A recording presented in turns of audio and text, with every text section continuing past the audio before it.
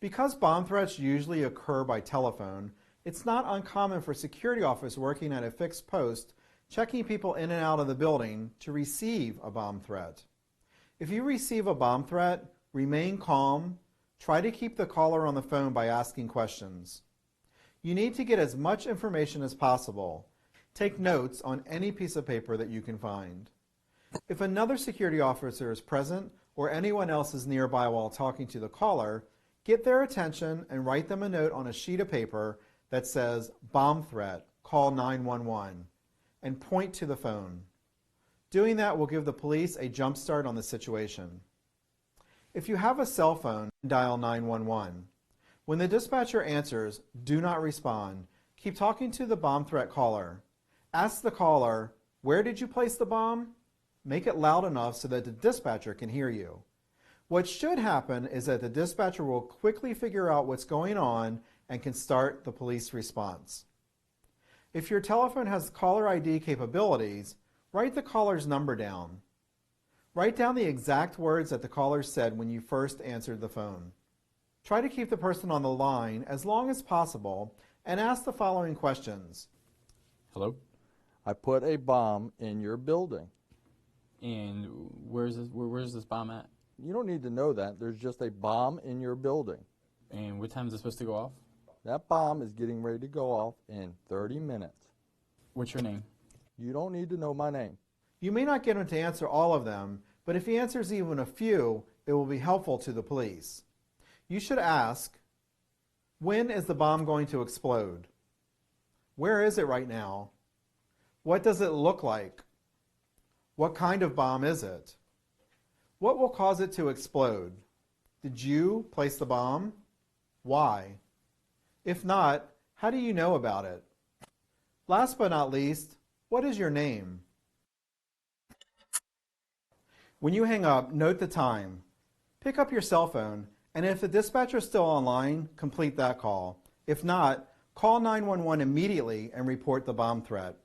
After you finish talking to the dispatcher, you should then notify your dispatcher supervisor and the client and then begin evacuation procedures using the procedures I went over earlier. Do not pull the fire alarm to evacuate the building for the same reason I mentioned earlier. Most large facilities and security guard companies have a bomb threat assessment form to help you when asking questions.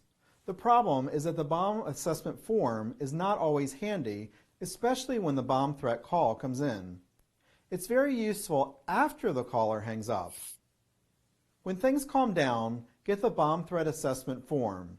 In this demonstration, I'm going to use the Security Guard Management Bomb Threat Assessment Form. The first item is the time and date you received the call. The questions on the top part of the form can be filled in if you've received answers for them from the caller. Next is the sex of the caller. Did he have an accent? How long did you talk to him? Regarding the caller's voice, was he calm? Laughing? Did he have a lisp? Did he have a distinctive accent? Did he sound angry, excited, slow talking, speak fast? Was there a cracking in his voice? Did he talk loud? Did the voice sound familiar? Was he crying? Was his voice normal? Was there something distinct about his voice? Did he stutter? Did he slur his words? Was he breathing deeply? Was his voice raspy? Did he have a deep voice? Was his voice ragged? Was he constantly clearing his throat? Did he have an accent? If so, what kind of accent? Did he whisper? Did he have a soft voice? Was his voice nasal sounding? Background sounds.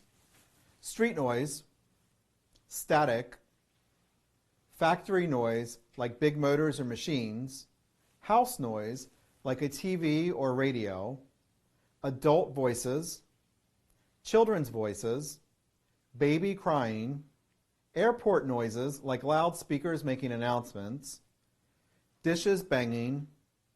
Did he sound like he was on a cell phone? Language used. Did he sound educated? Did he sound uneducated? Did he use foul language and swear? Did he sound intoxicated? Did he sound like he was reading? Did he sound irrational? Did it sound like it was a recording because he never answered any questions but kept on talking? When you complete the form, sign it and turn it in to your supervisor. Ask the supervisor to make you a copy in case you need it in the future. If you observe a suspicious object, package, etc., report it to the management of the facility. If you can't locate anyone, call 911 and your dispatcher. It's better to be safe than sorry. Under no circumstances should you touch it, tamper with it, or move it in any way. Do not use your company radio or cell phone within 500 feet. Do not open or close any doors, and do not turn the light switch on or off. All of these things could detonate the bomb if it was real. If instructed to evacuate, move yourself and everyone you come in contact with to a safe distance from the building, a minimum of 100 yards. If the weather's bad, you may move to another building a safe distance away. Do not let anyone re-enter the evacuated building until instructed by the police that it's safe to do so. In the event you're a witness to a crime in progress or you're a victim, the most important thing to remember is do not resist. Try to remain passive. If it gets to the point that it becomes life-threatening, defend yourself or defend someone else whose life is in danger, providing you're not jeopardizing your own personal safety. Remember that sometimes submission is your only viable option. Resort to physical force only if absolutely necessary to save lives. As soon as possible and when you feel safe, call 911. If you're on duty and a riot starts outside of your building, call 911 and advise them. They may already know, but now they know that you and everyone else in the building might be in danger should the looters get violent. Lock all outside doors and gates. Do not go outside and tell everyone inside the building to remain there until the police arrive and advise them when they can leave. Usually a riot has a crowd manipulator who engages, controls, or influences the crowd. His or her goal is to instigate the police to use force for publicity purposes. If you can identify that person from a safe position and you have a cell phone camera, you might want to record them if it's safe to do so for future identification. If not, just hold tight and try to keep everyone calm.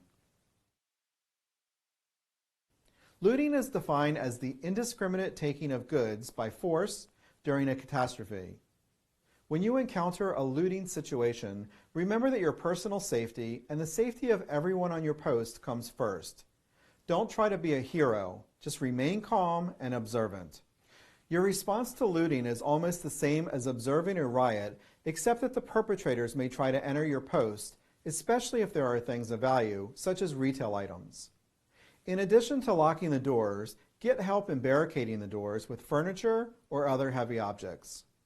If the looters do break into the building, and unless directed otherwise by your supervisor, just get out of the way. It goes without saying, do not participate. Try memorizing the descriptions of as many of the looters and what they took. Once the looting is over, make an incident report itemizing all the facts and descriptions that you can. If you're in an area where earthquakes are prevalent, this session is especially important. When assigned to a new post, remember as you patrol to look for safe places throughout the facility that you and others could go to in the event of an earthquake. Some of the safe places would be under a sturdy table or desk, or against an interior wall away from the windows, bookcases, or tall furniture that could fall on you. It's important to remember that the shorter the distance you have to move to safety, the less likely you'll be injured. Injury statistics show that people moving as little as 10 feet during an earthquake shaking are most likely to be injured. So when the shaking starts, drop, cover, and hold on. It's very dangerous to try to leave a building during an earthquake because objects can fall on you. Many fatalities occur when people run outside of buildings only to be killed by falling debris from collapsing walls. In most U.S. buildings, you're safer to stay where you are. Stay indoors. Stay indoors until the shaking stops and you're sure it's safe to exit. If you go outside after the shaking has stopped, move quickly away from the building to prevent injury from falling debris. Earthquakes can cause fire alarms and fire sprinklers to go off. You can't be certain whether there's a real threat of fire. If you must leave a building after the shaking stops, use the stairs, not the elevator. If you're not injured and physically able, try to help the injured exit the building as well. Expect aftershocks. Each time you feel one, drop, cover, and hold on. Aftershocks frequently occur minutes, days, weeks, or even months following an earthquake. Aftershocks following earthquakes can cause further damage to unstable buildings. Fires are the most common earthquake-related hazard. This is due to broken gas lines, damaged electrical lines or appliances, and even from contained fires or sparks being released. If there's any danger of this, instruct everyone to leave the building immediately. Once outside, get as far away from the building as you can, and most important, stay out of damaged buildings. Return only when authorities say it's safe. If you're outside during an earthquake, stay outside. Move away from buildings, trees, streetlights, and power lines. Crouch down and cover your head. Many injuries occur within 10 feet of the entrance to buildings. Bricks, roofing, and other material can fall from buildings, injuring persons nearby. Hazards caused by earthquakes are often difficult to see, and you could easily be injured. Once you feel you're safe, begin looking for people injured or trapped. Give first aid to anyone injured. If someone is trapped, be very careful if you try to remove the debris. You could make matters worse and even endanger yourself. Always wait for first responders or someone to assist you. Then if something escalates, one of you can go for help. Don't try to move seriously injured people unless they're in immediate danger of further injury. Help persons who may require special assistance. Because telephone lines are frequently inoperable or overloaded in a disaster situation, use the telephone or cell phone only to report life-threatening emergencies. A serious earthquake is probably one of the most frightening experiences that you will ever encounter, one that I hope you'll never have to face. Let's assume while on patrol the elevator alarm sounds. The first thing that you need to do is go to the elevator control panel and ascertain which elevator is in trouble and where it is. You should then respond to the closest floor to the elevator in trouble and use your cell phone to call 911 and tell them who you are and where you are and that you have a stuck elevator. It's best to take the stairwell to that floor. When you get there, go to the elevator bank doors to verify that someone is trapped in the elevator by shouting out to them. Reassure them that help is on the way.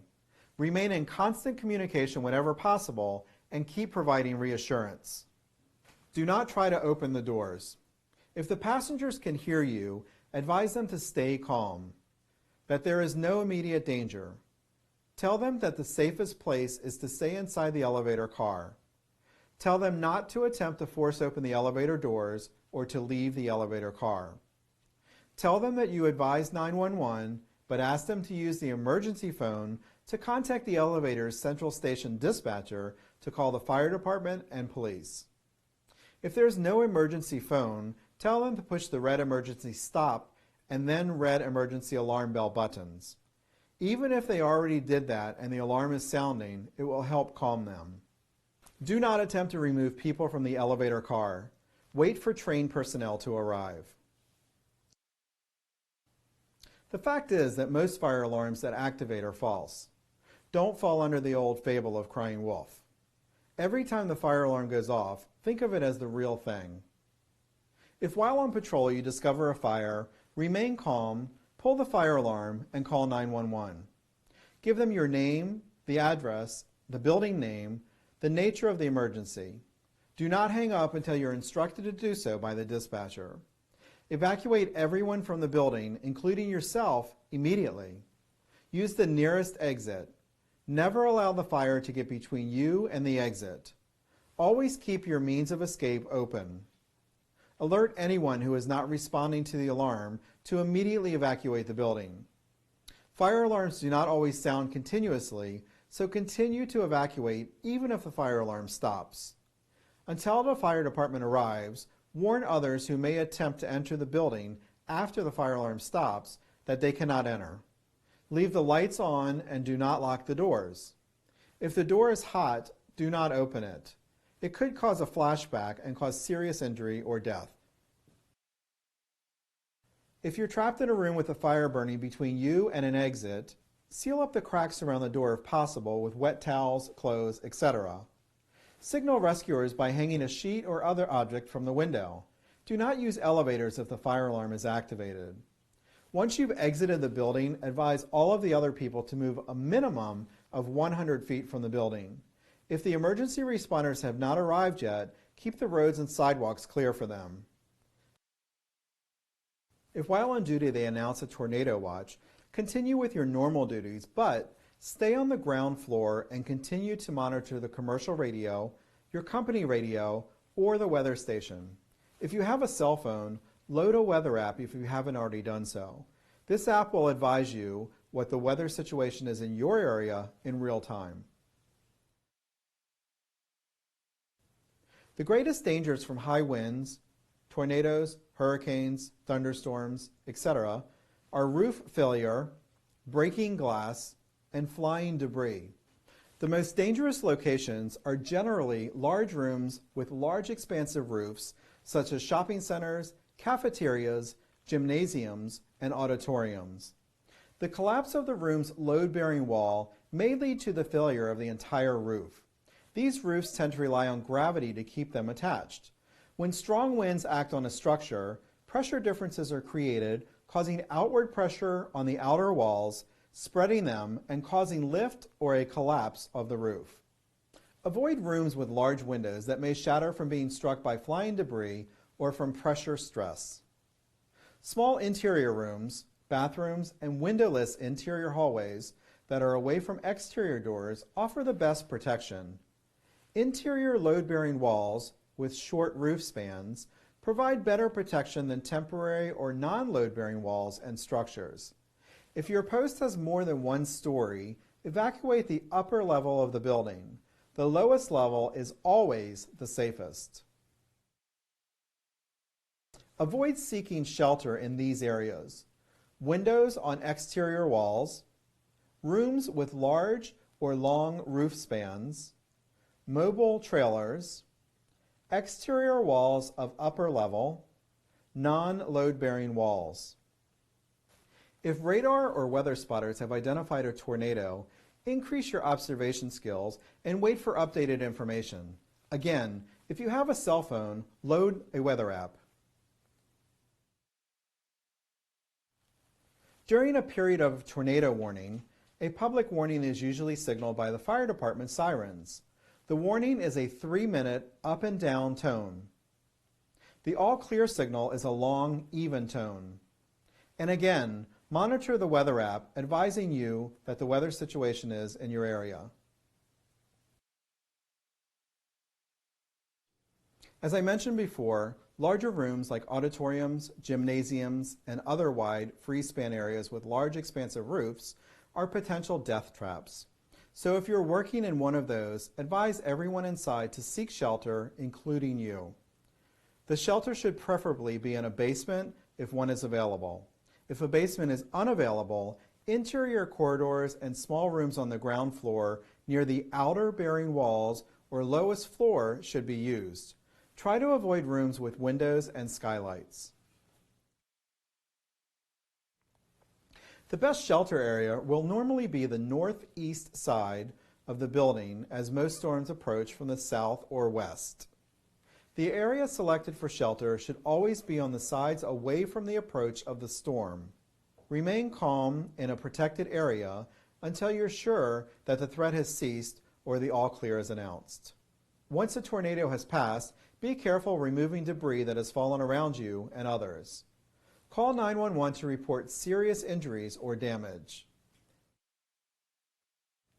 Try to seek shelter indoors. If you can't, try to get a protected or safe area away from buildings, windows and glass, telephone and light poles, or any place where there could be falling debris.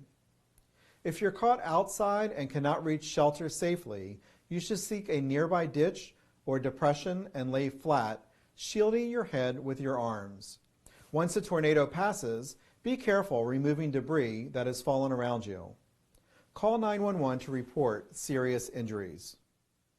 I hope that you never have to face any of these situations, but in the unlikely event it does happen, I hope that now you're more prepared. This concludes part 2 of the Security Guard Management training video, Crisis Response.